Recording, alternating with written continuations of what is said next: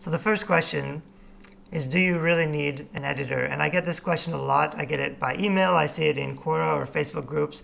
The reason people don't want to get an editor is that it costs a lot of money. Typical average, there's a huge range. It depends on if they're doing proofreading, which is just fixing the typos and the grammar issues, or if they're doing reconstructive editing, line editing, where they go line by line very carefully and fix whatever needs to be improved. Then there's manuscript review. There's a lot of different kind of things. Generally, like when I started my first editing company, I did 2 cents a word, which seemed to be the industry kind of standard. So at 2 cents a word, 50,000 word novel would be $1,000, which is on the low end almost of editing. You can find much cheaper, you can find much more expensive. It depends on the quality of the editor and what kind of work they're doing. But now that I started Book Butchers, we have 2 cents, 4 cents, and 6 cents a word, depending on what we do. And the package I like best, that I recommend most, is the 6 cents a word, because that lets us, we do one round of manuscript revision where we fix the big issues, what's wrong with the story, so that the author can go back and rewrite it. That's really the most important part, and we'll talk about that more later. But then we do a round of proofreading and editing, then we do a final proofreading before print. So it's kind of like the whole package. Whether you need that for every book is questionable, and I've also gotten some heat because I don't necessarily recommend that authors spend money on editing. And the reason is, we'll go into this more in the next video, but basically story matters more than the writing for most genres.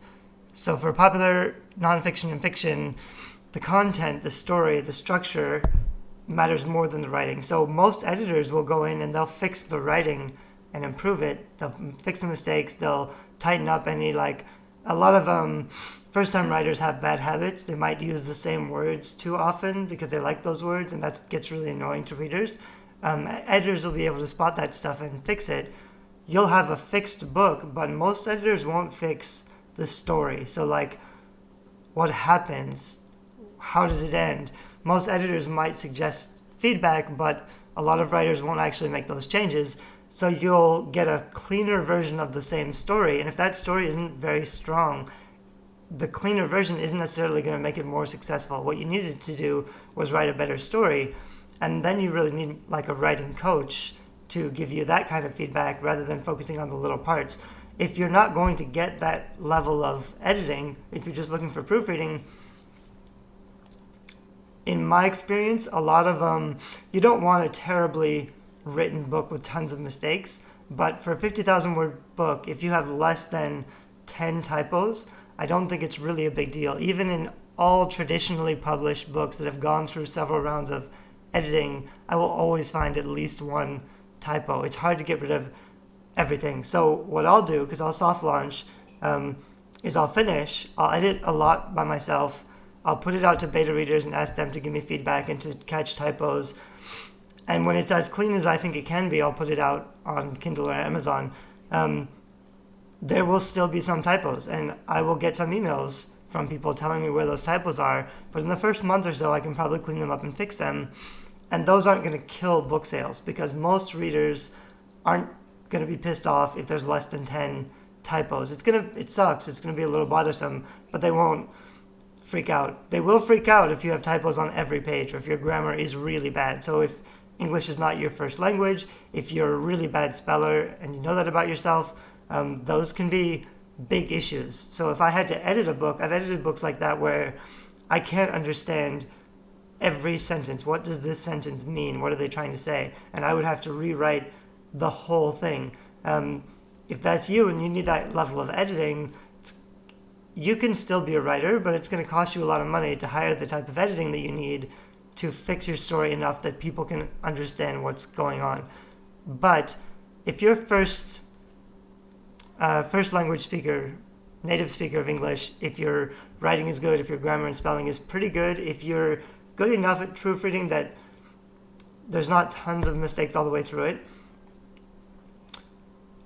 some people will want to have that first perfect, professionally edited book that looks amazing, but in most cases, you don't know a book is going to be successful or not if it's your first book, or if you don't have any platform, you don't have any marketing funnel, you don't have any email list or followers. This is your first book.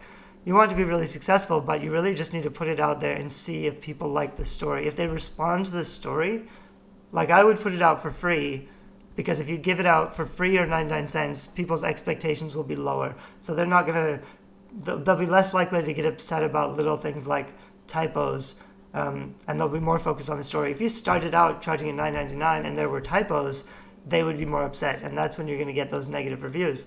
But if you get out free or 99 cents to see if people like the story, and they do, and they like the story, even if you get a couple of comments that say, I found some typos, that's fine. You can still sell it. You can focus on it.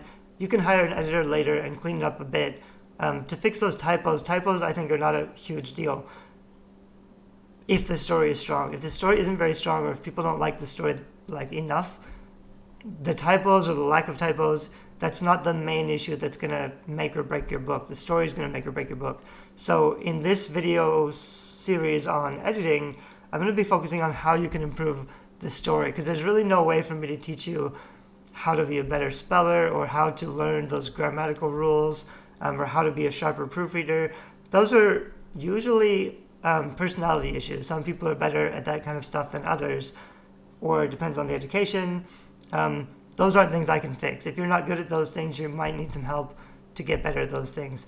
But story isn't that hard. Most writers just don't focus on story, and that's the problem we're going to talk about in the next video.